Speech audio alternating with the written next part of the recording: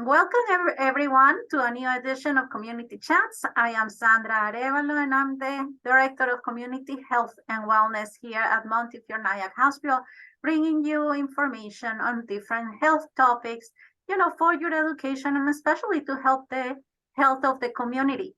Today, we're going to be talking about multiple sclerosis. What is even that, right? It's not a very common disease. However, more and more people are now being diagnosed, and there seems to be a link between multiple sclerosis and stress. So today we're going to find out more about that. And Dr. Christopher Langston, who's here with us today, he's the director of the Borelli. You have to correct me on that. Borelli, did I say it right? Yeah, the Madlyn Borelli Multiple Sclerosis Center, yes. Yes. So we have the director here himself today, so he's going to be talking to us more about that. So Dr. Langston, tell us a little bit about, let's start from the beginning. What is multiple sclerosis? Great question.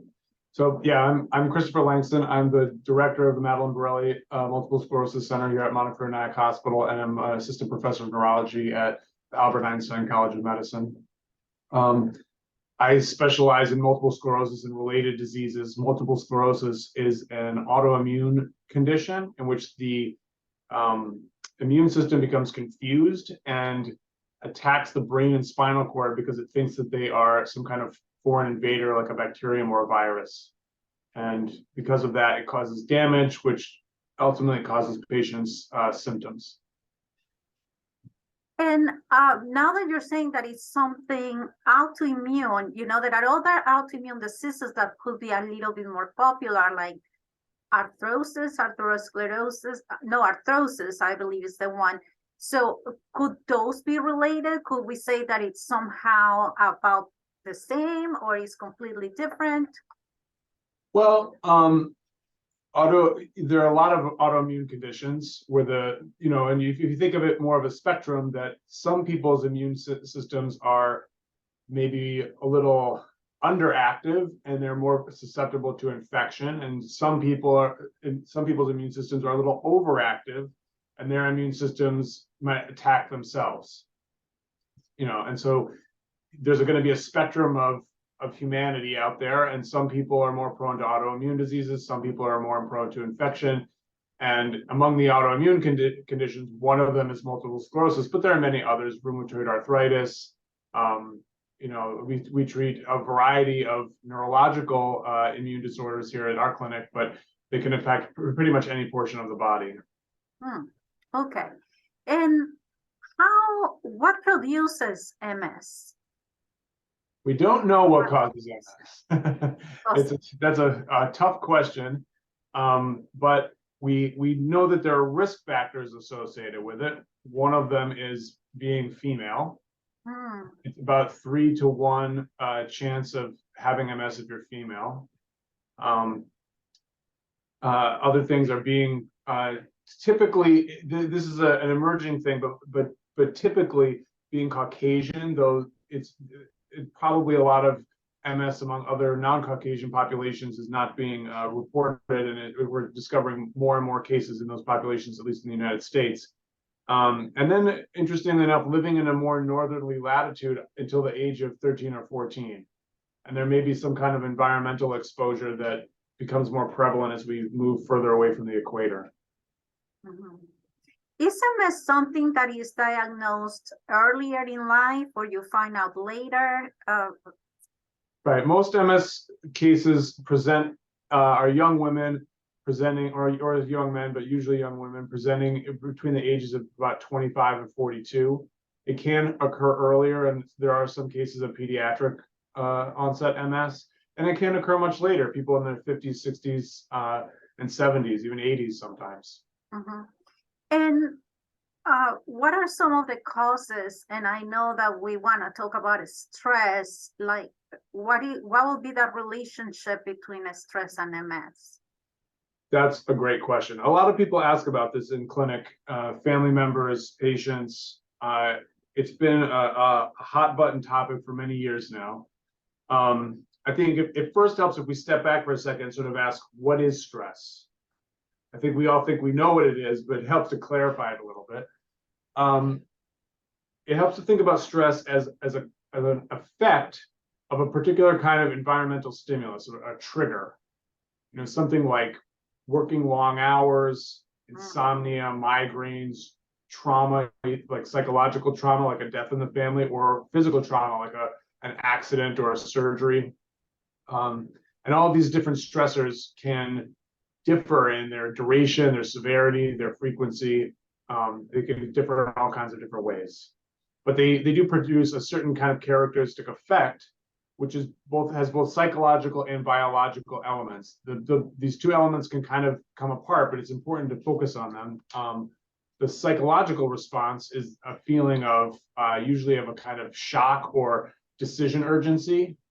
And it can be moderated by individual factors like resilience or ability to cope, but also by social factors like social support.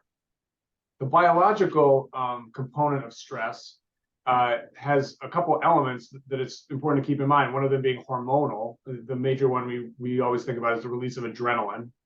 And then also activation of the sympathetic nervous system, which is the sort of fight or flight response, increases the blood pressure, the heart rate, the respiratory rate, you know, sweating more, those kinds of things. So that's basically what stress is. It's this kind of psychological and biological effect of an environmental stressor. And it's important to distinguish stress from similar things like anxiety and depression, or even the perception of stress. Okay, so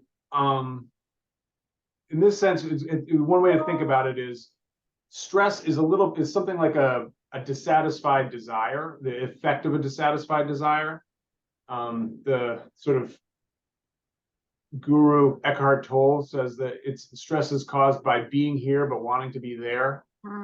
And it comes in it sort of has two sides to it, one retrospective and one prospective. So retrospectively, stress can show up as like shock. So when, you know, there's an unexpected death, that's shocking and stressful. But it can also be prospective, and that's what was mentioned a little bit before in terms of it's kind of decision urgency, like when you have a deadline you have to meet, and it's very stressful. That's a little bit different than classic anxiety and depression, which are do not always have the same relationship to an environmental stimulus in the same way. And they have a sort of different feel to them because they're prototypically related to a feeling of perceived helplessness or loss of control. Obviously, those can overlap. Stress and anxiety and depression can all overlap with each other, and can, you know, a death in the family could cause stress, which would also cause anxiety and depression. But we try to distinguish those when we talk about stress and MS, because anxiety and depression are usually more consequences of MS than they are causes of it. They're comorbid conditions with MS, and so we try to tease those apart. So having clarified that initial question, your major question was, does stress cause MS? And the basic thing is we don't know. There's evidence that points to yes, and there's evidence that points to no. And both answers are very controversial. As you alluded to, a lot of this has to do with MS is a very uncommon disease overall. I mean, it's more common than we think. Some people think it's some studies show as common as 1 in 400 people has MS. But so we all probably know somebody with MS, but we may not know that they have it. But because it's fairly uncommon overall, the only way to collect data about it is retrospectively, and that makes it really hard after we've identified with someone with MS to go back and see, was there a stressor beforehand that caused MS? Because there's a lot of reporting bias and selection bias, and there's so many different kinds of stressors that you can't quantify after the fact. So that becomes a little bit difficult. Maybe I'm not trying to substitute your question, but maybe the better question is the sense, does stress aggravate MS? And here we have we can answer the question a little bit more definitively, and the answers are yes in some ways and no in others. Okay, it first helps to distinguishing two kinds of parts to that question. One is stress can definitely temporarily worsen old MS symptoms. So MS symptoms come from damage to the brain or spinal cord that causes a permanent structural deficit in one of those locations. Okay, and stress can basically bring out the symptoms of those old injuries. Oh. So we call these pseudo relapses or pseudo exacerbations, where the prefix pseudo is supposed to implicate that this is the new intensity of the symptom is not due to new damage. An analogy would be if you have like an old knee injury from playing football or something, and when it rains, the pressure drops and your knee sort of throbs and hurts. The pressure drop is causing the symptoms to act up, but it's not causing new damage to your joint. It's just that because of the old injury, your joint can't respond to the changing stresses of the environment as well. And so that's why your old symptoms come out. Same thing happens with MS. When people with MS get sick or they're tired or they're stressed, their old symptoms can come out again, but it doesn't necessarily mean that they're having new damage to their brain or spinal cord. The more complicated question, which I think gets to the heart of the matter, is can stress permanently aggravate MS by causing new damage to the brain or spinal cord? And the answer basically here is we don't know overall, but there is some evidence that it can in a very specific tempo. And this helps to, a lot of patients ask about this, so it's really helpful to dive into the details here. Unlike the question of whether stress causes MS, this is a question that's much easier to answer, because once we have found a patient with MS, we can then measure their stress levels going forward and associate it with any new disease activity that we see, through testing. So the most famous study is a study that came out in 2014 by Dr. Moore, who's a psychologist at Northwestern University, and he and his colleagues looked at 113 MS patients to follow them to see what the effects of stress would be on their MS. And they found really interestingly that negative stressful events that were major, that is, that threatened someone's physical safety or their family structure, increased their risk of a new MS lesion within 4 to 9 weeks after the traumatic event happened. And interestingly, on the flip side, they looked at when they enrolled patients in another part of the study in a stress reduction program, that positive stressful life events reduce the risk of developing new MS lesions after that. And you might say, like, well, what's a positive stressful event? Take something like divorce, which can be very stressful for a lot of people because it means the end of a marriage which had a lot of promise, but it can also be a source of new beginnings for people who are unhappy in their marriage, right? So it's the kind of event that could be stressful in a good way or in a bad way. When patients perceived it in a good way, they were much less likely to have new disease activity on their MRI, whereas people who experienced the same kind of event in a negative way had more disease activity in that very characteristic tempo of 4 to 9 weeks later. Interestingly, though, that study found that perceived stress, so like how stressed people felt or reported, had no effect on their disease. Okay. Also, anxiety and depression didn't have any effect. And in that 2014 study, they found that that moderately stressful life events, that is, things that didn't threaten family structure or physical safety, didn't seem to have the same effect on people's disease activity. So like stress at work or that kind of thing didn't seem to make MS worse. And this is one of the things that makes this whole field like complicated, in that some other studies had found that those kinds of stressors could make MS worse. So there's a lot of conflicting evidence, and that's why we're not totally sure how stress can affect MS that way. But at least in this study, show that it could, according to in a very characteristic way, which basically corresponds to those hormonal effects we were talking about earlier, with sustained levels of adrenaline. So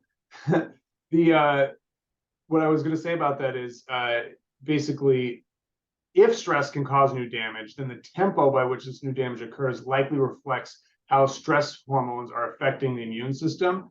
And it's possible that we might be able to interrupt that with various kinds of stress reduction techniques, such as the one that they studied in that study, as well as other kinds of mindfulness techniques.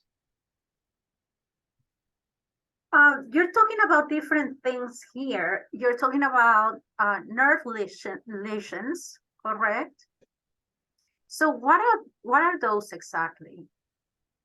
What do they look like? What do nerve conditions look like? Yeah, the lesions that you were talking about. So MS causes basically, so the immune system thinks it's attacking an infection, and so you get a wave of spreading inflammation that then recedes and leaves a scar behind of damaged tissue. And so they look like these sort of punched out oval shaped spots in the brain and in the spinal cord. Can also occur in the nerve to the eye. So when you have a stress, more of those lesions appear when you do diagnosis. And yeah, with major stress, there's evidence that with major these are life-threatening or family structure threatening stress events, it can 4 to 9 weeks later produce new damage to the nervous system. wow, and that's pretty quick, 4 to 9 weeks later. That now, how do you measure a stress? Because honestly, everybody says, "Oh yeah, I'm stressed out," and yes, we know if you're screaming in a corner, you're more stressed out than maybe me sitting at my desk, but that doesn't necessarily mean that you're really more stressed out than I am because I'm quiet. So how do you measure stress? Are there any ways to measure it? There are a variety of validated tools that we measure in clinical trials. They usually resolve, like you're kind of familiar probably with what they call a Likert scale, where it goes from very stressful to not as stressful at all, and you have seven options in between, and patients sort of rate how stressful a particular event is or how stressed they are at that particular time. And that's what you use usually? To measure perceived stress, yeah. The interesting thing about that study that I discussed was those kinds of the level of stress that patients reported had no relationship to their actual MS disease. What seemed to have an effect were major traumatic events, either threats to their physical safety, like surgery or a car accident, or something related to threats to their family structure, like death of a loved one or divorce or something like that. What about secondary stress? Is there any research about that? What do you mean by secondary stress? For example, we listen to the news every day and we see people getting assaulted, killed in the train, fires, people dying here left and right. And, people don't think about how that can cause some stress in your life, but that's or secular stress. Like we don't think about it, it's not happening to us personally. Because we hear the stories of other people, like these shootings, for example, these mass shootings, it might happen all the way in Texas or Nashville, but we feel it here in New York. So that's what I'm referring to. Like, is that something that we somehow need to be conscious about because it could eventually also affect our health? Yeah, that kind of stress is definitely real and not fun for anybody. I don't, in terms of its relationship to MS, usually that kind of stress, if it's going to have any effect on a patient's disease, is usually through heightened anxiety and causing like pseudo relapses, which are those exacerbation of symptoms from old injuries. Now, you also spoke about mindfulness. So, and again, as science evolves, that's one of those words that is becoming very popular now in healthcare. So what is really mindfulness? Yeah, so mindfulness is, you're exactly right. It's one of those kind of buzzwords these days that people talk about, right? The sort of father of mindfulness, John Kabat-Zinn, defined mindfulness as awareness that arises through paying attention on purpose in the present moment, non-judgmentally. And he sometimes adds, ideally in the service of self-understanding and wisdom. But it's sort of being in the moment, you know, which when we talked about earlier, stress is involving the mismatch between being there, being here, and wanting to be there. Mm-hmm. It's a sort of sense of not being in the moment. So there's been a lot of interest in looking at mindfulness with John Kabat-Zinn stuff in many chronic diseases, including cancer and heart disease and other things, but also in MS. And there's many different mindfulness techniques that you can practice, and it depends partly on the individual, you know, what is going to work best for them. Usually, you know, several studies have shown they do improve the quality of life of people with MS, as well as in other conditions, these kinds of mindfulness techniques. You know, they include things like prayer or yoga or that kind of thing, but the things that people have mostly looked at as a kind of, or I guess what I should say, not mostly looked at, but as a way to think about it, to break into it, is something like you can do a 5-minute exercise with the 5 senses. So you take a little clock and you set it for 5 minutes. And after each minute in that 5-minute segment, you meditate on each of the 5 senses. So you just think about, what am I seeing right now? What are the things around me? What do I see? What am I feeling? What is the feeling of my clothes? What's the feeling of the air around me? What am I smelling? And just think about, like, what are all the subtle little things that maybe I hadn't been attending to? What am I tasting? You know, it's like, do I still taste, you know, my breakfast, or is it like, what else, you know, what things are, you know, appearing to you that way? And then what am I hearing?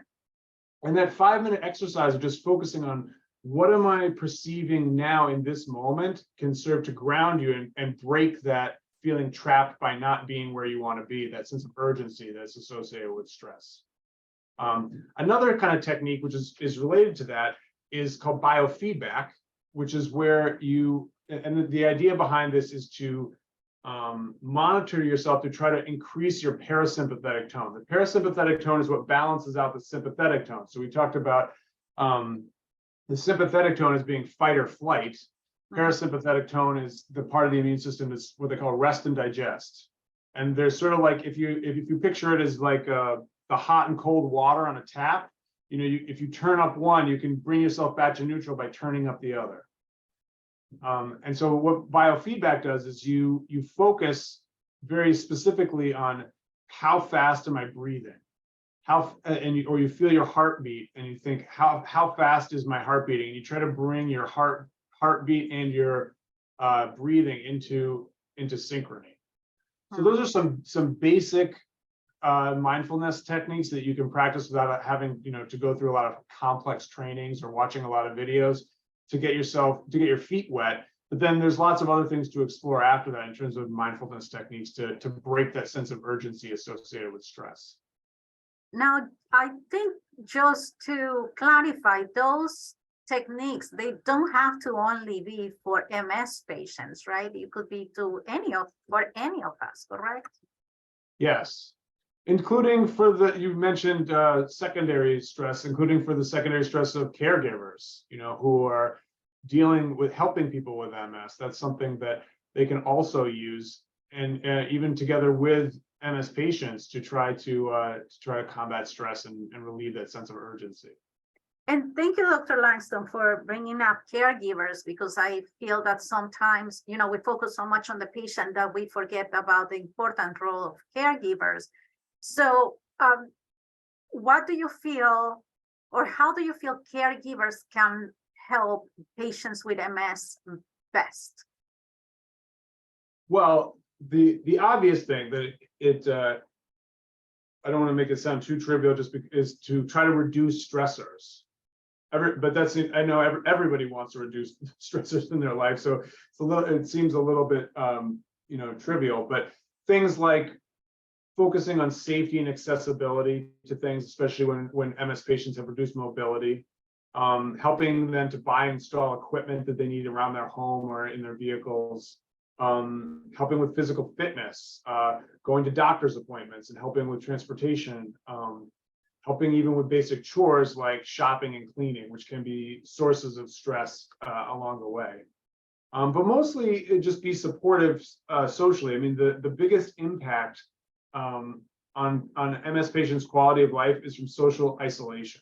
Because when your mobility is reduced and you can't get around, or you have trouble with things, or you're in pain, or a variety of other things that can happen with MS, people tend to become socially isolated. And one of the biggest predictors of their quality of life is having social support. So just being there for people, just letting them know I'm here for you. If you know, it's not even if you need something, but you know, I feel for you, and I'm just talking with them about it. Moving on the same line, so we're talking about stress, but what about diet and or exercise? Do they play a role as well in MS?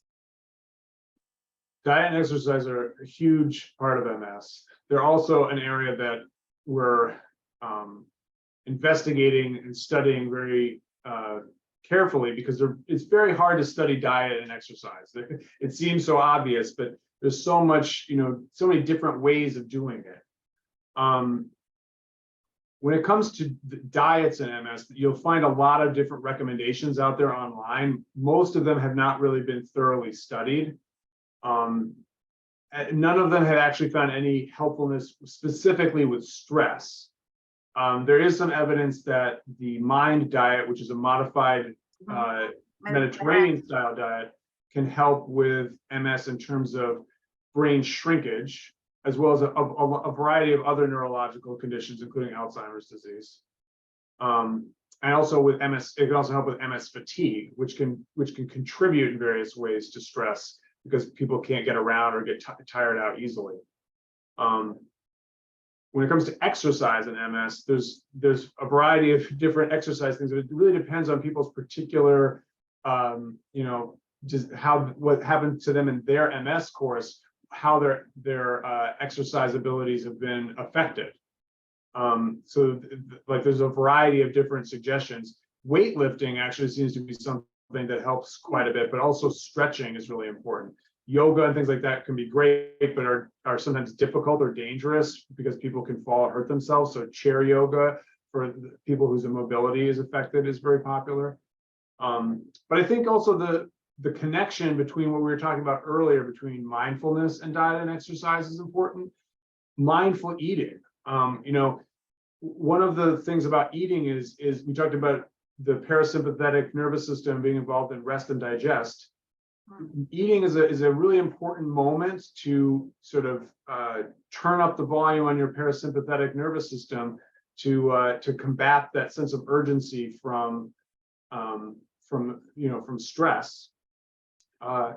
And so it's just like, instead of rushing to eat, sitting and eating slowly. It takes about 20 minutes from when we start eating for the hormones that trigger us to feel full start to be perceived by our brain.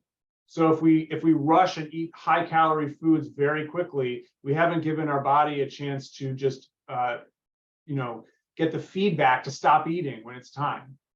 And so slow eating, mindful eating, chewing your food, these like very basic things can be really important.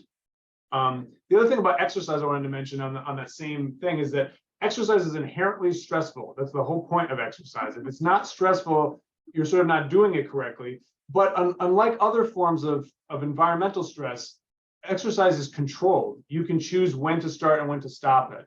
And so it kind of has a unique impact on stress that way. And that if we're going to stretch ourselves and reduce and increase our resilience and ability to cope with stress, exercise is a way to do that under a controlled circumstance without causing the same kinds of anxiety and depression that can come along with uncontrolled stressors from the environment. You mentioned weightlifting, yoga. Any other exercises that you feel are most recommended for patients with MS? Well, one thing I would say in general is that the pattern of weakness in MS has a particular pattern. Typically people are weak with pushing in the arms, and they're weak with pulling in the legs, that is lifting the legs. Okay. So effectively, the best kind of exercise for MS is push-ups and sit-ups, old-fashioned things. You have to be very careful though, because you can hurt yourself if you have weakness in certain muscle groups with trying to do those kinds of exercises. But essentially, you're going to do versions of push-ups and sit-ups, overhead presses, that kind of thing with the arms, and a lot of leg pulling exercises in the legs, which is usually the opposite of what you find in most gyms. Most gyms involve things that have a lot of leg pushing, like squats, or things where you push the legs. These actually can exacerbate the natural weakness pattern and cause MS patients to become a little bit muscle bound, because they're strengthening the directions of movement they're already strong in, instead of the directions of movement that they're weak in, which is leg pulling. So really focusing on safe ways of lifting the legs is going to be the best way to keep yourself mobile with MS. Now, is it necessary to have a coach to do exercise, like to go to a gym or have somebody training you, or are there some exercises that you can do by yourself at home? Yeah, there are definitely exercises you should do at home, but safety is first, because if you injure yourself, all of the exercise is for naught. So the key thing I emphasize with people is to learn how to do safe exercises. If you're really compromised in terms of your mobility, is to work with a physical therapist to train you what to do at home. So a lot of times people go to the physical therapist like they're a trainer, and they're sort of like, I'm here for my training session, and they do some biking and some other exercises, and then they go home. But that's, to be honest, the opposite of what they should be doing, because biking isn't so great for MS because it strengthens all those pushing motions. And what you don't want to just show up, do some exercise, and then go home. You want the physical therapist to train you how to do safe exercises that you can do at home. Perfect. And now at this point, I want to invite all of our attendees to see if they have any questions for Dr. Langston. Any foods, Dr. Langston, that we should be eating in particular, or some that we should be avoiding for multiple sclerosis? No. I mean, like I said, the ones that seem to be the most beneficial, from what we understand, is a Mediterranean style diet that is higher in green leafy vegetables, fatty fishes like salmon, and berries, which are very high in antioxidants. Mm-hmm. So seeking out more of those kinds of foods is probably a good idea, and trying to conform to a more Mediterranean style diet. There's less evidence in favor of certain more fattish diets like gluten-free or paleo diets or that kind of thing. There may be some benefits to those kinds of diets, if only because they counteract the natural American diet tendencies to overconsume carbs and other sources of things that are not good for you in excess.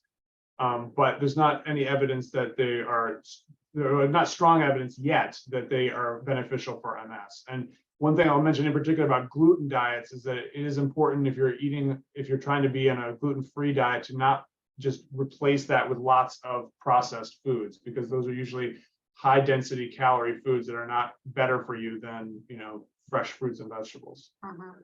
And we have a question from one of our attendees. I will think if the MS patient is overweight, would modest weight loss help? This is a great question. I'm not aware of a lot of studies looking at this, in a very rigorous way, but I think it stands to reason, and it seems very intuitive, that if you're carrying around a lot of extra weight and you already have some weakness, it's only going to make the weakness worse. I mean, if I handed whatever amount of weight you have now, if I handed you a backpack with 25 pounds in it, everything will be more difficult. So if you can take 25 pounds away, if you can effectively take off that backpack, it may be easier to do some of those basic things. But that's a recommendation that's really going to depend on your every person's unique circumstance. Mhm. Dr. Langston, talking about, diet, exercise, stress, two things are coming into my mind, and they are how do smoking and alcohol drinking also affect MS?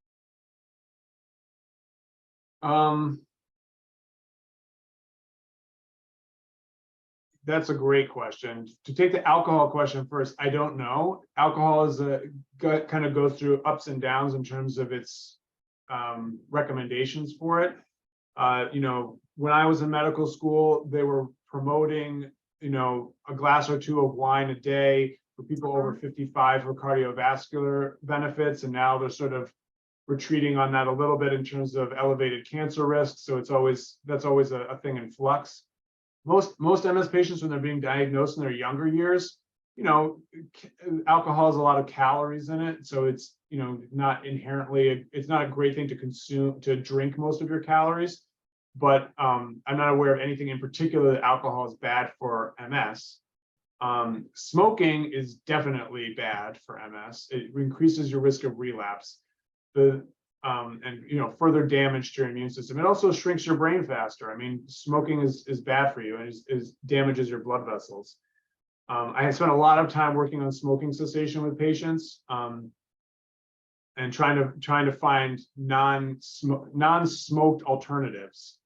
Patches, gums, even vaping, which we don't know as much about in terms of its long-term health consequences. The CDC does recommend that there may be some benefit to, if you're smoking, from switching to 100% vaping in order to avoid all the tar that is in cigarettes.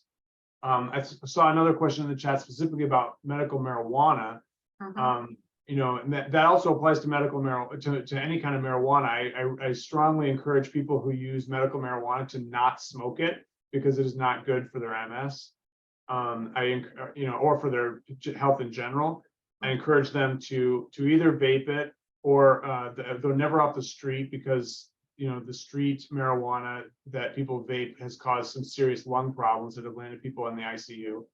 But the better alternatives are capsules, which you can take with a very controlled dose, or a lot of people don't realize you can also do tincture, which is like an oil dropper that is dissolved directly through the gums, and that can help with pain and a variety of other problems. I've had several patients with MS pain who tried medical marijuana, and it was life-changing for them.